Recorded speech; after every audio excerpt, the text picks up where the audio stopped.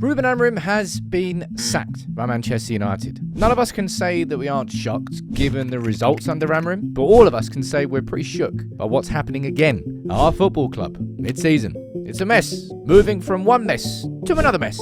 I need to talk through all of it, because man, this club, for real. The first proper week back at work for everybody in January, apart from Ruben Amorim, who's been sacked by Manchester United. It happened right before the live show this morning. I've kind of had my time to go through it and to try and piece together the absolute mess that is Manchester United. There's not hyperbole to describe it like that. I run through the news, if you missed it, and just a few key points that I think I want to summarise at this stage. Of course, everything is moving now. We're going to get a new manager in. How many games is Fletcher going to be in for? Who's interim until the end of the season? What manager are we looking at? These are all conversations we'll have a little bit further down the line. But of course, the news broke this morning from David Ornstein, the Manchester United sacked Ruben Amorim. And it was confirmed by the club in a follow-up statement. Now, I need to speak about this from two perspectives because there are plenty of United fans who are happy at this news. Because when you look at the results of Ruben Amorim, you cannot be surprised that he has been sacked. From finishing 15th last year to losing the Europa League final to everything that's followed this season, and then still the stagnation of progress. The one step forward, one step back, 2 steps forward, 2 steps back. The cycle that we still seem to be in. No one can be surprised that Ruben Amorim has been sacked from a results perspective. Okay? Why has he been sacked right now? I don't think it's because of results. It is a consequence of a breakdown in relationship between Ruben Amorim and Jason Wilcox. Okay? These comments after the Leeds game, I did the video. At the time, it's obvious. You can't call out your seniors in public and expect there not to be repercussions. Happens in any job you're in, especially with a manager. Now we're finding out what's actually happened. This is from Sam Wallace from The Telegraph. Read this. Okay? Ruben Amorim has been sacked by Manchester United, but the club actually made the decision before the game against Leeds, after a meeting between Amorim and Wilcox signalled to the club's hierarchy that their relationship was unsustainable. Wilcox had intended the meeting to be a positive look at the evolution of the team. When the system was raised, the Portuguese manager, Amorim, of course, blew up, according to sources.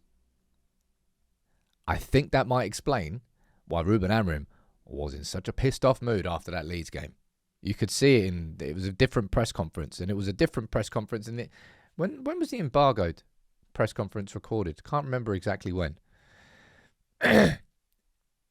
United are briefing this to certain James Ducker, another journalist too. Like, do you think we're that thick? It had nothing to do with a power struggle, and nothing to do with a breakdown of relationship. It's just about the results. If it was just about the results, while Ruben Amorim was getting sacked, he would have got sacked after Brentford. He would have got sacked after maybe Wolves. Maybe you could talk about West Ham, or you could talk about. There are plenty of other results you can talk about. That you can't come at me after we drew 1-1 at Leeds against Leeds at Ellen Road and tell me that it's just because of results. It's because of a breakdown of relationship with him. That's why he has been sacked today. Now that pisses me off because it shouldn't be that. It should be mainly results, but I suppose this is the crux of the issue, as far as I'm concerned. I can only speak for myself. You can agree or disagree with me. And I'm actually doing a separate video on this because, as I said in today's live show, now that Ruben Amorim is gone, then he's not going to take the bullets. The attention's going to be turning towards Wilcox, towards Ratcliffe, towards Barada, as they should. And here's the kicker. Do I think that it was guaranteed to be successful between now and the end of the season under Ruben Amorim? No. I couldn't have guaranteed that. But can I possibly look at any of these and feel with confidence that they're going to make the right decisions, bring the right interim in, bring the right new manager in, that I can believe this vision behind the scenes? I can't. I really, really can't. And it's not because I just fucking can't. Right? From the Ten Hag decision, look, I got that wrong. But I'm not in charge of making decisions at Manchester United, thankfully. They didn't sack him after the FA Cup final. Extended his contract. Was it? Yeah, extended his contract. Then sacked him. Right.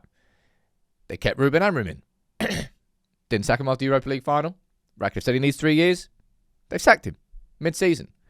This is the reason why so many Manchester United fans are angry at what has just happened. It's not because they want to argue the results are actually better than they look. I'll be completely honest, we're bloody sixth in the table. The way that the Premier League has gone this season, we're on course for achieving European football next season, whether that's Champions League, whether that's a Europa League, or maybe something else. Well, I suppose we'll find out in the rest of this season. The results haven't been good enough, but in the context of this season, they kind of are a little bit, they're on course. But no United fan has any belief now that what will come next is all of a sudden going to change the status quo.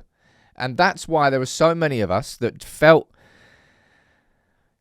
as bad as it is, as bad as it has been at points,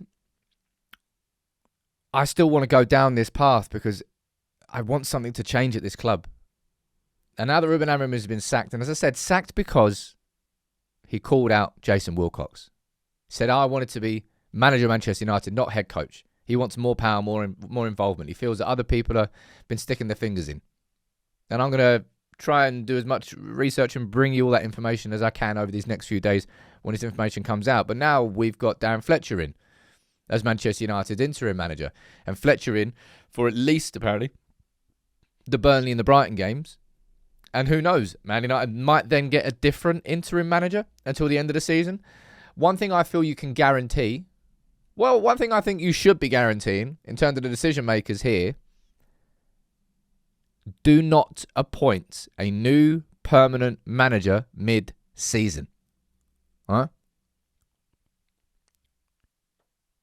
Didn't work. Well, it won't work. It just won't work. Whoever that manager is has to be brought in the summer and have that time and space to breathe. Mate, this club is such a mess. It was supposed to be different when we had a football structure in. It was supposed to feel like stability had come to a club that hadn't had stability for a long time. I wasn't expecting miracles overnight, but I was expecting a feeling of sustainability being built and changes brick by brick happening. Instead, we've gone and repeated the same situation. We've sacked another manager mid-season. We're going to get another interim manager in mid-season. Oh, what's the system? What's the identity? I don't know what they're going to do. 3 at the back, 4 at the back, 5 at the back. I don't know. Interim manager here. No idea. It's just a shit show. Whether or not you agree that was the right decision, the decision-making process has been a shit show. And that ultimately comes back to who runs our football club, and they will be where my attention turns next. But do I want to use the word sympathy? Do I feel sorry for Ruben Amorim? I think Ruben Amorim's actually had a lot of support internally, which is why I was surprised that he went after them after Leeds. But now that we found out that apparently he was going to get sacked before the Leeds game, it kind of makes all the sense. I don't think he was flexible enough early enough. And the fact that he went back to the back 5 after beating Newcastle with the back 4, or even in that Newcastle game, really, the second half was the back 5. I think the stubbornness hurt him. Belief in your own system is an important aspect for any manager. But if that belief turns into stubbornness when things aren't working, I don't think that will ever work. We'll do a full sort of assessment of Amorim. But all in all, this football club is still a complete mess. And I don't know when I can say with any sort of confidence that that won't be the truth.